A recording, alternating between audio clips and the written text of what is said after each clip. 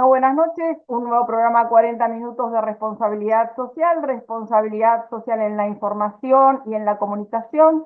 Seguimos trabajando con el ODS 16, que es el que habla de paz, justicia e instituciones sólidas.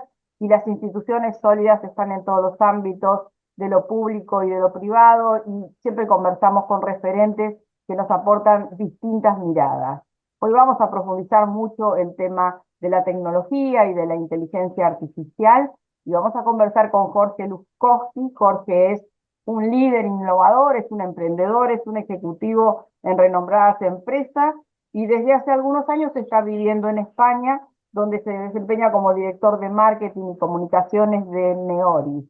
Neoris es una aceleradora digital reconocida mundialmente que asiste y asesora a grandes empresas para transformar sus negocios mediante el uso de las tecnologías disruptivas. Jorge en Argentina ha sido un importante colaborador de nuestros espacios de trabajo, tanto en FONRES como en FOR, y sobre todo en el desarrollo de nuestros congresos internacionales de responsabilidad social.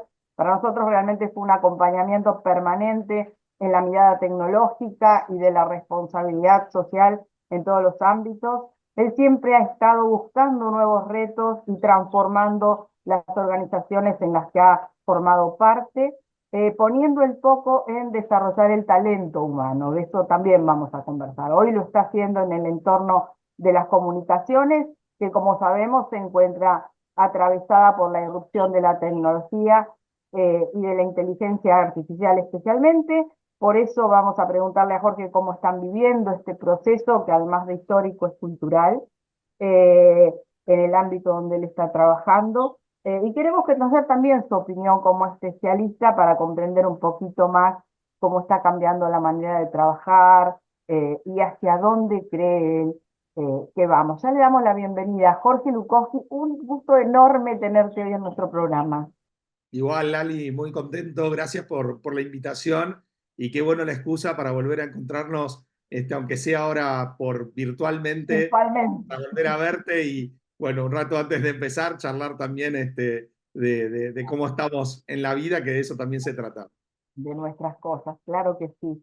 Jorge, ahí estábamos hablando que este proceso de transformación digital es que está atravesado hoy por la inteligencia artificial, y claramente desde hace, diríamos, más de un año quizá, ya está metido en la vida de todos nosotros, ¿no? A nivel muy masivo, y algo que se viene, digamos, atravesando, desarrollando desde hace años, o las empresas van queriendo incorporar, se ha quedado en nosotros. Quiero que nos digas qué reflexión estás haciendo al respecto. Sí, bueno, como vos decías, en los últimos 18 meses lo que vivimos fue una revolución. Yo a veces lo llamo un tsunami, no porque la inteligencia artificial como herramienta o tecnología no estuviese siendo utilizada en las últimas décadas, sino por el boom de la erupción de la inteligencia artificial generativa y, como decías recién, principalmente en la vida cotidiana, no solamente en la empresarial, en la cual ya empezaba a estar presente, pero en esta, la generativa, con mucho más énfasis también en la vida cotidiana y empresarial. Creo que eso ha sido un cambio súper importante, diría revolucionario. Y más o menos para darnos alguna idea, ya solo en 1922 el mercado global de IA generativa generó ingresos por 387.000 millones de dólares, con lo cual estamos hablando de un crecimiento de mercado espectacular y con una proyección de casi un 20% anual hasta el 2023, hasta el 2030, perdón, que yo creo que va a ser mayor, pero bueno, esas son las estimaciones que hay hasta el momento. Ujú. Básicamente esta expansión está siendo digamos, impulsada por esta capacidad que tiene la GenAI de automatizar esas tareas repetitivas y por ahí tediosas del día a día, y donde le permite a las personas enfocarse en actividades más estratégicas, creativas o de valor agregado. Digo, sin ir más lejos, digo, en la salud, que ya se ha escuchado mucho, la IA está ayudando a diagnosticar enfermedades con una precisión que ya supera el 90% para cáncer, por ejemplo, para el cáncer de mama, o en el caso de la educación, que facilita la personalización del aprendizaje, adaptando los contenidos específicos a las necesidades de cada estudiante, ¿no? Entonces, esos son algunos de los ejemplos que podemos dar, y si ya nos vamos a otras áreas o ámbitos que, digamos, también están usando la inteligencia artificial generativa en procesos empresariales, gestión de inventarios, no sé, atención al cliente a partir, por ejemplo, de chatbots que van a mejorar y que ya mejoran la eficiencia operativa. Entonces, digo, hay como un sinfín de aplicaciones y de casos de uso que podríamos compartir. Y vos decías que inicialmente facilita las tareas rutinarias o las tareas diarias, esto que nosotros en Derecho le llamamos la plancha, temas plancha. Sí.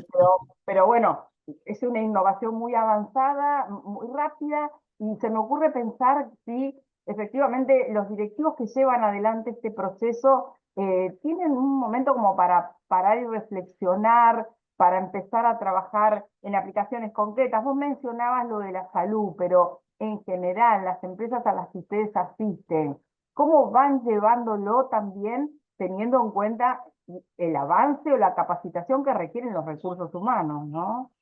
Bueno, normalmente esto se genera, lo que se genera es un journey, ¿no? De inicio hacia la inteligencia artificial generativa. Como te decía que la mayoría de las compañías ya venían trabajando con la tecnología de machine learning, por ejemplo, y automatizaciones, digo, en ese sentido no es nuevo. Lo que es nuevo es lo que ha crecido exponencialmente el manejo de volúmenes de datos mucho mayores y que permite a las empresas escalar mucho más rápidamente proyectos, ¿no? Y generar un go-to-market de servicios o de productos también a una velocidad y a una eficiencia inusitada. Lo que en ese proceso del journey se hace en general lo que se debe hacer en cualquier proyecto o análisis de proyecto, ¿no? Hacer un diagnóstico, determinar en qué punto está la compañía en su grado de maduración tecnológica, desde lo que tenga que ver con software y con hardware, y luego también, como mencionabas vos recién, el análisis, ¿no? De las capacitaciones o de los perfiles en talento digital que tengan para llevar adelante todos estos nuevos proyectos. Esto es algo que en general, sobre todo en las áreas de tecnología de muchas de las compañías, está impregnado a través de metodologías con las que ya trabajan en la evaluación y en el estudio de viabilidad de proyectos o de desarrollo de proyectos. ¿Sí? Yo lo que creo que lo revolucionario es la rapidez con la que se tiene que hacer, porque lo que sucede es que si vos no te subís a este tren, perdés competitividad, ¿no? Porque lo va a estar haciendo tu competidor. Entonces, creo que el mayor desafío, Lali, no sé si es tanto en la revisión de los journeys o, por ejemplo, también en la calidad del dato, ¿no? ¿Cómo estoy recolectando el dato que después la IA va a procesar? ¿Dónde lo tengo? ¿Está bien ese dato? ¿Es de calidad? ¿No? Toda esa parte también más vinculado a esa materia prima, ¿no? Muchos dicen que los datos son el petróleo y la inteligencia artificial es la refinería, ¿no? Que termina de procesarnos y generarnos información basada en datos que permite una mayor o una mejor toma de decisiones. Pero creo que el mayor desafío, no solo para las empresas y para los empresarios, sino para las sociedades, la velocidad que está teniendo esta irrupción de esta tecnología en particular. Creo que ese es el principal desafío, es decir, cómo logramos atender todo lo que hay que atender, todo lo que hay que evaluar, todo lo que hay que hacer en algo tan nuevo y que con tanta intensidad ha penetrado en nuestro mercado, ¿no? Pensá que hoy tenés posibilidad de tener, no sé, también, como decía antes, en finanzas o en retail, gestionar la información exacta y perfecta de tus clientes o tener reconocimiento facial que ya se venía teniendo, pero que te lo procese y que eso te dé una información, ¿no? Y que se transforma en esta interacción entre humanos y máquinas, por ejemplo, para mejorar la seguridad o la accesibilidad, ¿no? Nosotros tenemos ahí un sistema, por ejemplo, que estamos utilizando en una manufacturera que se llama Computer Vision y hace eso. Toda la trazabilidad de todas las cámaras, de todo el proceso de supply chain o de movimiento dentro de lo que es la factoría, lo registra completamente, pudiendo identificar situaciones desde riesgo a la salud hasta situaciones de inseguridad física, por ejemplo. Entonces, todo eso se procesa en tiempo real y encima va generando, digamos, información con predicciones, con recomendaciones, que algo antes por ahí se hacía, pero mucho más lentamente, necesitando mucho más tiempo. Así que yo creo que la gran crisis que genera es ¿no? La rapidez, el tiempo, el manejo del tiempo, creo que es uno de los grandes desafíos dentro de esta irrupción. Nosotros, vos sabés que en el tema de la responsabilidad social estuvimos trabajando un poco, o por ahí informando, buceando sobre un poco las alertas sobre los sesgos y los riesgos que tiene la inteligencia artificial, sobre todo en el uso masivo, ¿no? Y entonces me preguntaba, y te pregunto, ¿cómo están viendo este tema del dilema ético, si se quiere, de lo que significa el uso masivo de la inteligencia artificial, o las alertas que ustedes vean también en los ámbitos de trabajo? Sí, a mí me parece que ahí hay un foco y que me pareció muy interesante que se esté haciendo, por lo menos en el debate empresarial, gubernamental y público también, que es el papel de la ética en la inteligencia artificial. Yo no sé si se está hablando tanto de ética en los últimos años, así que bienvenido que se esté hablando del tema de la Pero ética, tenemos que plantearlo, ¿no? claro. Vinculado a gracias a la inteligencia artificial generativa. Creo que como en cualquier caso a lo largo de la historia, en las distintas revoluciones, se plantean estos dilemas, ¿no?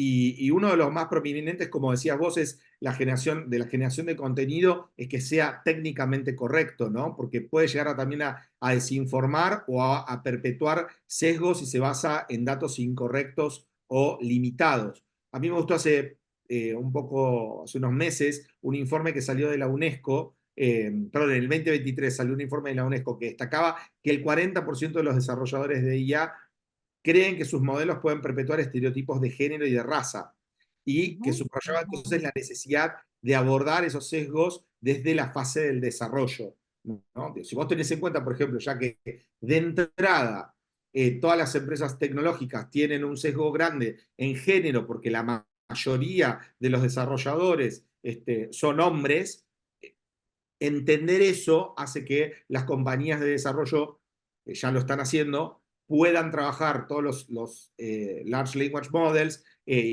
digamos, incorporando la diversidad y la equidad en esos desarrollos de lenguajes. Que ojo que también pueden tener distorsiones, porque no sé si viste que también hubo una plataforma que estuvo trabajando desde una posición, digamos, diversa, y eso empezó a generarle ciertas contradicciones porque le pedías al chat, al GPT en ese caso, una serie de imágenes que generara y todo, y era tan descontextualizada, este es el problema que tiene, no tenía contexto y tiraba alucinaciones, digamos, ya no es que era sesgada, era un sesgo de algo positivo, pero que daba una información negativa. Entonces creo que ese es uno. Después, también llevándolo al día a día, el tema de la posibilidad de reproducir o imitar voces, imágenes, contenidos, plantea serias preocupaciones, por un lado, en temas de seguridad, digamos, personal, ¿no? Y de información, digamos, de las personas. Sí, el plagio, concretamente es el plagio de una persona. Claro. Exactamente, lo que sería preocupación sobre la propiedad intelectual y también de derecho de autor, ¿no? También sobre la desinformación. Según un estudio de Stanford AI Index, el 30% de los modelos actuales carecen de mecanismos que sean robustos para evitar infracciones de derechos de autor, por ejemplo. Entonces eso va a presentar desafíos legales y éticos importantes, y las empresas, no, casi todas, bueno, muchas están teniendo la tendencia de incorporar dentro de sus políticas conceptos claros en cuanto a las creaciones originales y a garantizar el uso de la AI que no infrinja derechos de otros. Pero también eso del uso de tu voz o imágenes, etcétera, también nos puede llevar a otro problema que son las fake news, ¿no? Que eso está a la orden del día, ¿no? A generar Claro. imágenes o situaciones de una utilización delictiva, digamos, de las imágenes generadas y los audios generados por inteligencia artificial generativa, que bueno, ya es Vox Populi, hay muchos ejemplos actualmente de que ha sucedido eso, ¿no? Ujú.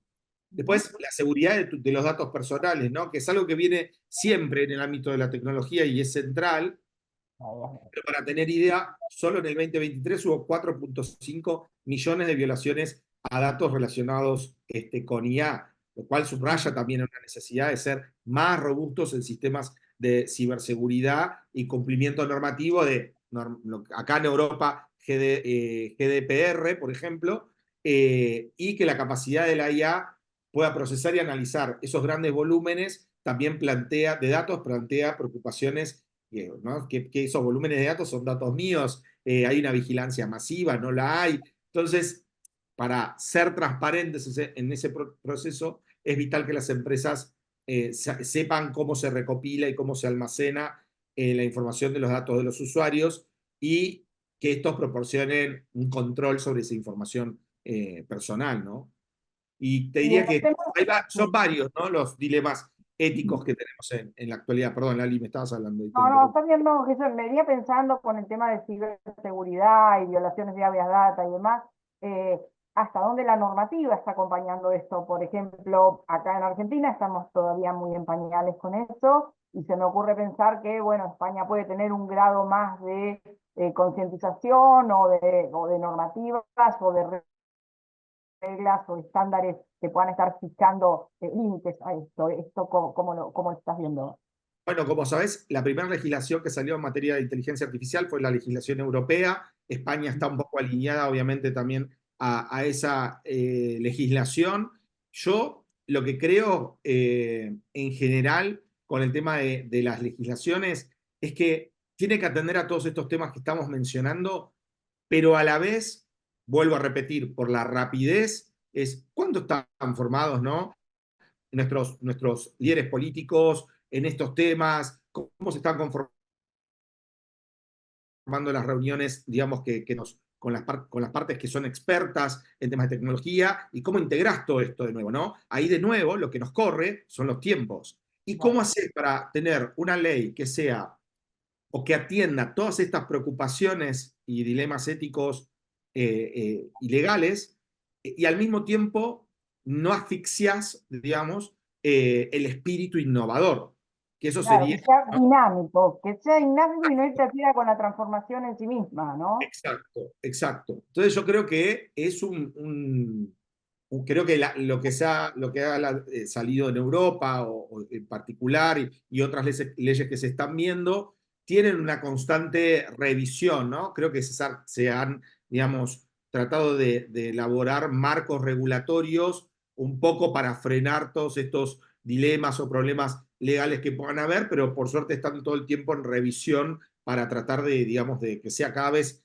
una norma más perfectible, pero insisto en que se tiene que incorporar esta visión de que no se desaliente ni la inversión, que no se desaliente la innovación por un marco regulatorio, ¿no? Sobre todo un marco regulatorio que muchas veces puede surgir, digamos, también desde el desconocimiento, ¿no? Claro. De lo que esto significa. Ujú, ujú. Hay Y algunos más por ejemplo, se han discutido mucho en Estados Unidos, Lali, que hay posiciones distintas en el mundo. También, por ejemplo, sobre qué pasa si falla un sistema de inteligencia artificial. ¿Quién es el autor real? ¿No? O sea, entonces, ahí, digo, vos que sos abogada, ¿no? Digamos, si genera consecuencias graves con daños financieros o reputacionales, es quién es el responsable. El ¿en quién desarrollador. recae la responsabilidad patrimonial del daño ocasionado? Exactamente, Claro, exactamente. Entonces, claro. ¿quién fue el desarrollador del software? La empresa que lo implementa. Ambos, el usuario que lo utilizó. No, o sea, hay una falta de claridad legal y de certidumbre que requiere la participación activa de todos los sectores, que creo que eso es algo que siempre también vos desde tus distintos espacios de actuación has, digamos, promovido, ¿no? Esto, es decir, esto uno tiene que abrir estas mesas de discusión, generar El debate, diálogo es fundamental, el diálogo. exactamente, ¿no? Ya formación continua también, ¿no? Porque los avances son progresivos y tenés que ir formándote en la medida que van creciendo. Exacto. Y Jorge, yo te quería preguntar, hubo algunas discusiones, sobre todo en los artistas, ¿no? O en los creativos, en cuanto a hasta dónde la inteligencia artificial está sustituyendo la creatividad, más allá de que las emociones humanas no se sustituyen, o eventualmente no parecería que pueda ser así. Pero, ¿cómo estás viendo la inteligencia artificial y la creatividad? Bueno, Y nosotros tuvimos un caso, bueno, te voy a decir, primero voy a empezar por el final. Yo creo que la creatividad humana es insustituible porque justamente vos lo mencionaste. Tiene una cuestión que está vinculada a las emociones. La inteligencia artificial generativa lo que te permite es tener una herramienta de nuevo que a partir de texto o ahora también de voz te genere imágenes, pero lo que sería el prompt, es decir, lo que es la orden. Yo lo veo más así, Lali, como si vos le dijeras a tu equipo de diseño gráfico, por ejemplo, de creativos, y como director de creativo das una instrucción de trabajo, objetivos, etcétera, y le pedís que te traigan, ¿no? Ideas, digamos. La creatividad basada en la inteligencia artificial sola no existe. Hay siempre un humano atrás que le está dando una instrucción y los datos en los que se está basando los hemos generado cada uno de nosotros y eso está, digamos, eso es lo que está generando que después la IA te dé una imagen, te dé un audiovisual, etcétera, etcétera. Yo lo que creo es que hoy todavía es una herramienta que la tenemos que ver como una herramienta de apoyo, como un copiloto, ¿no? Como un compañero de tareas, pero para mí no la termina sustituyendo. Ahora, si nosotros hablamos de que vos, por ejemplo, podés hacer, que es lo que se habla últimamente en Hollywood, que una actriz deje de ser una actriz y es una imagen de ella, bueno, ahí la discusión es un poco más profunda, ¿no? Yo creo que la discusión de fondo a nivel ético y a nivel uso de la IA es, de nuevo, ¿para qué estamos haciendo todo este avance tecnológico? Y para mí lo tenemos que estar haciendo a favor de la sociedad, a favor de los humanos y a favor del planeta que habitamos. Si nosotros vamos a estar usándolo en contra de nuestros propios intereses, me parece que ahí radica parte de la respuesta de qué pienso sobre la creatividad, etcétera. Yo quiero seguir viendo personas actuando, pero eso es una opinión muy personal, ¿no? Quiero seguir viendo artistas que incorporen o creativos que incorporen estas herramientas que hagan expandir su creatividad. Mira, siempre lo comparo con vos que sé que también te gusta la arquitectura y aparte el arte, creo que es capcioso también la pregunta, pero digo, si le preguntamos a un arquitecto, ¿qué tipo de edificio podía hacer, no sé, en la década del 60 o en el 50, creativamente, y podía hacer lo que su calculadora le permitía hacer? Claro. Luego con las computadoras y con las supercomputadoras, hoy puedes tener diseños que desde el punto de vista de la arquitectura y de la ingeniería te desafían imaginadas por un arquitecto o un ingeniero en el siglo pasado.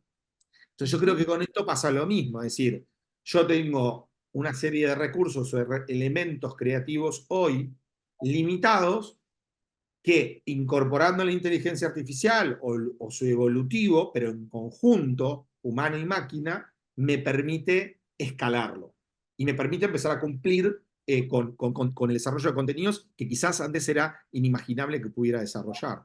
Creo que por ahí es un poco, no sé si se explica lo que comento. Nosotros tenemos un caso que fue la campaña We Are News, que fue bastante premiada, tenemos más de 10 premios entre regionales, nacionales e internacionales, porque fue la primera campaña que se lanzó en diciembre de 2021, donde nosotros combinamos todo lo que es Midjourney, Dalí, Stability AI, que en ese momento eran herramientas de Midjourney, está en la versión 6, ya si no me equivoco. Nosotros estamos ahí en la versión 1, versión 0, y hicimos una campaña 100% apalancada entre esta convergencia y colaboración entre humanos y máquinas, y los resultados que obtuvimos fueron muy importantes en términos de eficiencia de la campaña, porque llegamos a mucha más gente y a una audiencia mucho mejor refinada a través de plataformas de inteligencia artificial. Utilizamos el desarrollo de imágenes de avatars, de personas reales, que son nuestros neo-influencers, que son, como nosotros nos definimos a los empleados de Neoris, contando su experiencia en la compañía, sus valores y los valores de empresa para generar una campaña de atracción de talento. Y tuvimos un resultado del 300% por encima de cualquier campaña anterior que hayamos hecho con el mismo objetivo. Jorge, no quiero dejar pasar porque vos hablaste un poco de la inteligencia artificial y el cuidado del planeta. Sí, a grandes rasgos lo tiraste, pero quiero profundizar porque vos además de marketing y comunicación estás trabajando concretamente sostenibilidad y temas de ESG, que vuestro público es claramente trabajar con objetivos sociales y ambientales. Y quería saber cómo insertás la tecnología en estas áreas o de qué forma también podés promover las redes sostenibles, marcar alertas eventualmente para mitigar posibles riesgos, como ese ámbito de trabajo. Me gustaría que nos lo Hay cuentes. como tres grandes segmentos que vos un poco los mencionaste. El primero es que la aplicación de inteligencia artificial generativa en los negocios, en las operaciones de las compañías, etcétera, etcétera, reduce muchísimo los costos operativos porque permite hacerlo mucho más eficiente. De hecho, un estudio recientemente de una consultora dijo que se reducen prácticamente los costos operativos en un 20% y el correlato es que reducen un 15% en emisiones de carbono, lo cual es muchísimo para una compañía, ¿sí? Entonces creo que primero hay una parte vinculada a la operación en sí mismo y que la IA facilita la trazabilidad de toda la cadena de suministro y permite entonces que las empresas puedan monitorizar en tiempo real sus emisiones de carbono y así optimizar también la logística para reducir la huella. Entonces, ¿qué quiero decir? Estoy diciendo dos cosas. Uno, opero mejor y de una manera más sostenible porque mejoro la eficiencia, los tiempos de mi proceso productivo, de negocio, ¿sí? Pero también incorporo herramientas de IA que me permiten tener en tiempo real una trazabilidad de cómo se viene comportando todo el proyecto que yo tenga de sostenibilidad dentro de mi compañía o de ESG dentro de mi compañía y lo puedo ir, digamos, ajustando también, ¿no? Entonces ahí hay como dos grandes partes. La tercera sería, ¿cuál es el lado B de esto, ¿no? ¿Cuál sería la parte del impacto negativo? Como vos sabés, antes de la IA generativa existían los centros de datos. Los centros de datos procesaban cierta cantidad de datos. Bueno, imagínate que eso ahora está multiplicado infinito prácticamente. O sea que son muchos más datos que antes, con lo cual necesitamos muchos más centros de datos con una capacidad mucho más grande o más importante de hardware para poder procesar todos los datos con IA generativa. Y esto, para que tengamos una idea, en el 2022 significó que el total que el consumo, perdón, global de electricidad en 2022, el 1% provenía de los data centers, de los centros de datos. Y esa unidad obviamente se va a ir aumentando en la medida en que se aumenta no solo por las empresas, sino por los gobiernos y por las personas, el uso de la IA. Y creo que lo importante es lo que está empezando a pasar para mitigar esto, ¿no? Y lo importante ahí como dato es que se está promoviendo, se está reforzando, ¿no? El impulso a las energías renovables, ¿no? Eso por un lado. O sea, ya las teníamos, pero esto le puede dar un impulso renovado. Y el segundo es que también nos lleva todo este problema que puede generar la IA generativa, nos lleva a otro desafío que es súper interesante, que las tecnológicas están tomando muy en serio, y que es desarrollar el hardware más eficiente. Es decir, desarrollar un hardware que me consuma menos energía y procese muchísimos más datos. Entonces, está impulsando el uso de energías renovables y está impulsando todavía más la innovación, ¿no? Para lograr mitigar este riesgo y este problema que hoy es un problema real, ¿no? Entonces, estas acciones no solo van a reducir la huella ambiental, sino que también van a mejorar también la eficiencia operativa y van a reforzar claramente el compromiso que tienen las empresas con la sostenibilidad. Creo que ahí, esos son todos los puntos de convergencia que creo que pueden ser vistos como buenas noticias en términos de RC. Estaba viendo que Neori tiene un programa que se llama Impulsando Talento, que es un poco más allá de promover el desempeño tecnológico, convocar o hacer otra mirada, y quiero que nos cuentes de qué se trata el programa y sobre todo pegarnos, si se quiere, con algo que comentaste, que era la masculinidad en el ambiente tecnológico. ¿Qué pasa con el género? ¿Qué pasa con la perspectiva de género, con las mujeres, ¿no? ¿Cómo las atraen también a esa nueva forma de desarrollo tecnológico? Bueno, nosotros con Impulsando Talento lo creamos hace 6 años y lo que quisimos fue primero combatir la brecha digital, eso como más a nivel social, digamos, ¿no? Uno de los riesgos que no hablamos también vinculados a la IA es que se acelere el proceso de brecha digital. Digo, pensá que todavía hay como varios miles de millones de personas en el mundo que no están conectadas a nada, o sea, que viven una vida analógica, o sea, no tienen un smartphone, no tienen internet, ¿no? O sea, creo que son 3.600 millones el último dato, si no me acuerdo, pero hay que chequearlo. Entonces, por un lado, la convicción de que como compañía tenemos la responsabilidad de poder generar capacitación e información gratuita para que las personas puedan incorporarse al mercado laboral, ya sea con una profesión o con un oficio digital, con capacitaciones cortas que les permiten rápidamente incorporarse. También es la lucha contra el desempleo tecnológico, porque es en la medida que vos vas avanzando con la tecnología, hay gente que se queda fuera porque no hizo un reskilling. Entonces, el programa Impulsando Talento trabaja en el upskilling, que significa mejorar tus capacidades, en el reskilling, que significa incorporar capacidades que vos antes no tenías o conocimiento que no tenías, y la oportunidad de hacerlo en una gama de rango etario que es súper interesante porque es desde que sos mayor de edad para poder trabajar y la edad de jubilación no existe ya, por ejemplo, para ser Claro. tester. Estás ¿Entendés? permanentemente a disposición del trabajo, esto es una realidad. Esto Exacto, es exacto. herramienta Entonces, también. y eso también va de la mano con un problema que nosotros tenemos como compañía, y todas las tecnológicas lo tienen, que es la falta de talento digital. Entonces hay posiciones, o sea, hay vacantes de empleo, muchas, miles, cientos de miles, y en el mundo millones, que no se ocupan porque no hay talento disponible para hacerlo.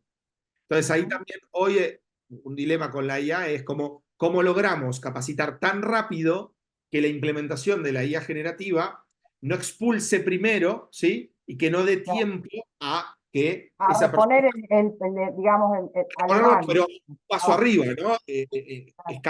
Escalando en el conocimiento que tiene que tener porque la IA lo reemplazó en ese conocimiento más básico.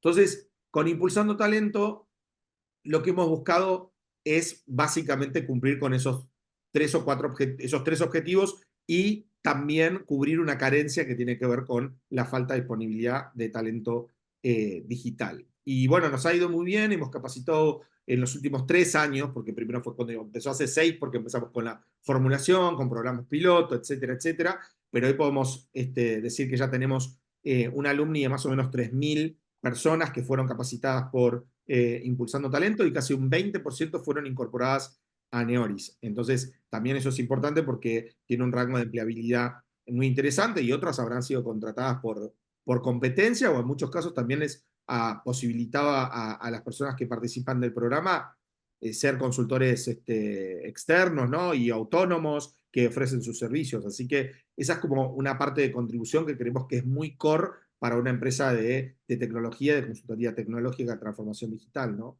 Vinculado a las mujeres, bueno, nosotros estamos haciendo constantemente mucho foco en que dentro de esas formaciones hayan formaciones específicas para atraer a las mujeres. No es una tarea fácil, Lali. Primero, por ejemplo, algo que les pasa a las mujeres que es el síndrome del impostor. Nosotros lo estuvimos manejando en un podcast que hicimos de Neo Woman, que invitamos a mujeres TICs de distintas compañías.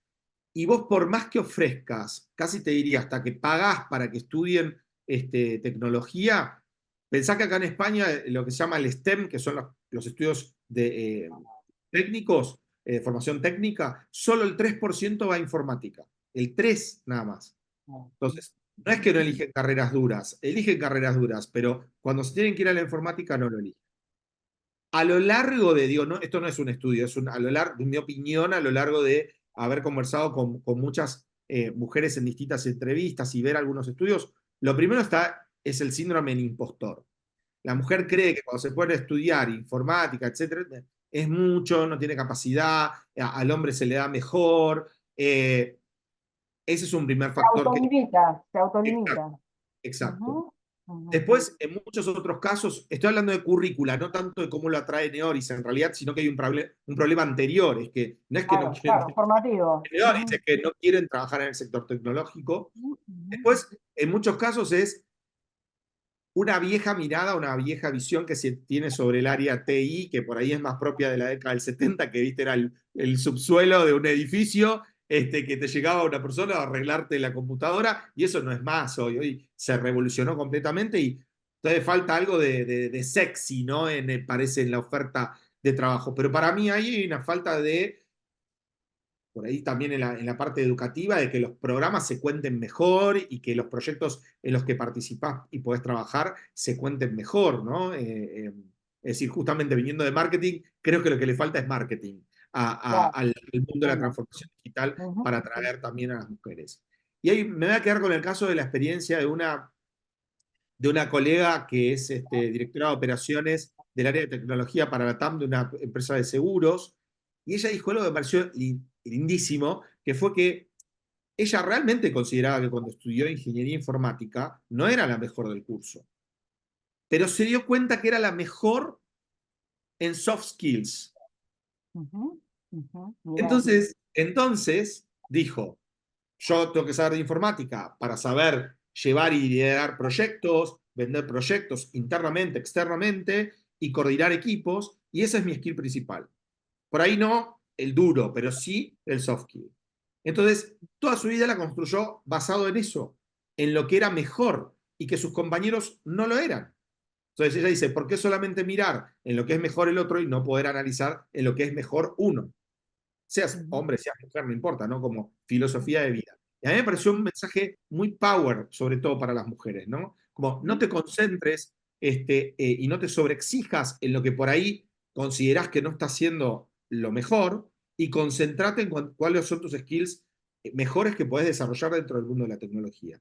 Entonces, cuando me preguntaba después, como conclusión, ¿qué es lo que nosotros hacemos? Primero, dar mucha visibilidad a las mujeres que, digamos, que se destacan como, no solo como líderes, sino también como perfiles que normalmente desarrollaría un hombre por los estereotipos dentro de la tecnología y que son ocupados por mujeres. Y dar ujú, esa visibilidad, que ellas puedan contar, ¿no?, su propia historia, que genere que el resto de las mujeres que están del otro lado de, digamos, de la pantalla o del panel que estemos generando, ese programa se llama Neo Woman, principalmente, puedan contar además cómo alinearon su carrera a la familia, a los hijos, si es que los tuvieron, digamos. Entonces, me parece que, como también a veces pasa con el segmento LGTBQ+, etcétera, que haya del otro lado alguien que se identifique con la historia de un líder y diga, si esa mujer pudo, yo puedo, ujú, creo que es ujú. lo que genera un atractivo que desde la empresa nosotros podemos sumar, ¿no? Y Imagino, después también, sí, no, te bueno, decía que imagino también que este impulso de talentos o esta búsqueda de talento para incorporar concretamente a las tareas de inteligencia artificial generativa debe ser universal, ¿no? O sea, o la restringen solo al ámbito de actuación de la empresa a nivel global. no, no, es universal. De hecho, hay Claro, toda también una parte que normalmente hay programas interesantes a nivel gubernamental. Digo, está el analfabetismo digital. O sea, claro, claro, pensalo, sí, yo te voy a dar un caso, digo, que esto para la audiencia que se va a sentir por ahí reflejada, que es, ¿cómo cobraban antes la jubilación nuestros abuelos? Ahora mi madre, ¿no? mm. Iban al lugar, sacaban el turno, se sentaban, iban por ventanilla y le daban la plata. Mamá Ah, ahora lo claro, hace se con iba la con la huella. plata. Mamá Claro, lo hace con la huella ahora. claro, La claro. primera vez que le explicaron que podía ir a un cajero, solo meter la huella y sacar su plata, mi mamá iba a hacer la cola tradicional y se sentaba, esperaba Claro, y quería ver al cajero. Porque claro, tenía que tener a alguien que le explique por qué podía hacerlo así, también los riesgos que tenía hacerlo así y las claro. cosas que eran positivas. Entonces, muchas de las cuestiones que está habiendo de estafas, digo, estoy hablando a el cybercrime chiquito, no el de empresa, no que te roben grandes bases de datos, ¿no? Sino, como antes te tocaban el timbre y te decían, vengo de parte de tu mamá a buscar, hoy te lo Todo el pueden tío, hacer todo el tío, sí. digitalmente. Entonces, digo, lo que hay es un analfabetismo digital, es decir, estamos viviendo en una era digital donde usamos las cosas, pero ni sabemos ni cómo se hacen, ni cómo no se hacen, ni qué responsabilidad De implican. formación sobre Entonces, eso alertas tendría que haber, ¿no? exactamente, Permanente. exactamente. Bueno, hay casos de gobiernos que hay que son interesantes porque lo que hacen son principalmente campañas vinculadas a la ciberseguridad, pero digamos en términos ciudadanos, ¿no? De aquellas cosas que tienen como que doble chequear, que tienen que tener cuidado. Y me parece que es un rol de formación permanente que quizás el rol por ahí de nosotros de las empresas puede ser generación de contenido gratuito para hacer acceso a eso, pero creo que realmente el Estado es el que tiene como un volumen, ¿no? De posibilidad Claro. de Otra llegada. presencia, otra presencia. Claro, y aparte pensar que tenés que llegar a poblaciones que, como dije antes, por ahí no están ni conectados, no tienen un smartphone ni Claro. nada. Sí, sí, territorialmente muy extensivas, Protegidas de claro. eso, pero no sé, en alguno de todas esas cosas que hacen a diario quedan expuestos a una situación de peligro, digamos, de alguna situación de un delito digital o cibernético y no saber cómo afrontarlo, ¿no? También si te pasó, ¿qué hago? ¿No? Que sería como la otra pregunta. Entonces, yo creo que ahí, bueno, eso fue también lo que a mí me llevó, digo, porque vos, Lali, me conociste viniendo de otro rubro, y en los últimos 13 años di un vuelco a mi carrera muy fuerte, y para mí tenía que ver con eso, ¿no? Es decir, había un momento que se hablaba mucho en los medios, de decir, no, bueno, los nativos digitales, que son los millennials y los centennials, y yo digo, ¿pero qué significa? Nosotros éramos de descarte, ¿viste? Nosotros éramos reloj a cuerda, ¿viste? Y éramos los analógicos, generación X, baby boomers, somos analógicos, y yo digo, sí, está bien, pero también hay preguntas que el nativo no se está haciendo, y yo como No se analógico, hace. sí. Esa es. Para mí, el rol fue como tener un puente, ¿no? Entre lo analógico y lo Y lo digital, digital. pudiendo yo brindar, justamente hice eso que dijo esta compañera mía que conté antes, ¿no? ¿Cuáles son mis skills en estos 20 y pico de años de carrera bueno, en ese momento 15, 18 años de carrera que tenía, que podía aportarle a la era digital siendo yo un nativo análogo, digamos, ¿no? Claro. Y viceversa. Y eso es lo que me llevó a volcarme, porque yo no soy, voy a corregir la parte de especialista, yo prefiero decir que soy un aprendiz, aprendo todos los días y lo que aprendo me gusta divulgarlo, contarlo, para que otro lo aprenda y para que otro me enseñe también, porque si algo de lo que nosotros estamos diciendo, esto cambia minuto a minuto, es peor que el real time de la tele, Claro, claro. cambia minuto a minuto, entonces lo que estemos diciendo hoy y cuando esto salga publicado, quizás la semana que viene ya hay 2 o 3 variantes a lo que estamos hablando. Ajá, claramente. Jorge, me encantó la entrevista, clarísimo todo lo que nos contaste, muy valioso para el camino de la inteligencia artificial, que bueno, viene medio retrasado también en nuestro país, y sobre todo en la incorporación de las empresas y las cadenas de valor con la mirada en la sostenibilidad, porque no nos olvidemos que también la Unión Europea está planteando directivas de sostenibilidad que van a entrar en vigencia en el 26, y yo creo que la inteligencia artificial va a ser una herramienta absolutamente necesaria para no quedarnos atrás en exportación de nuestros productos al mundo, claramente, con los condicionamientos que se están queriendo fijar hoy, ¿no?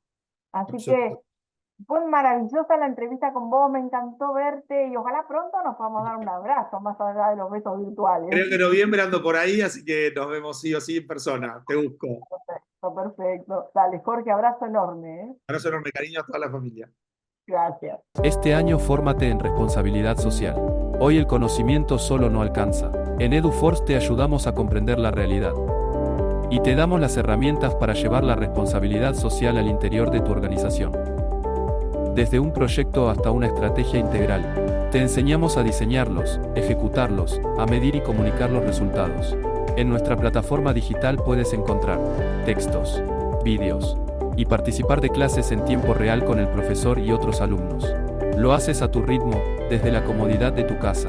Llevamos más de 16 años formando nuevas generaciones de líderes comprometidos con el desarrollo sostenible, y ahora también en perspectiva de género. Ingresá en eduforce.com.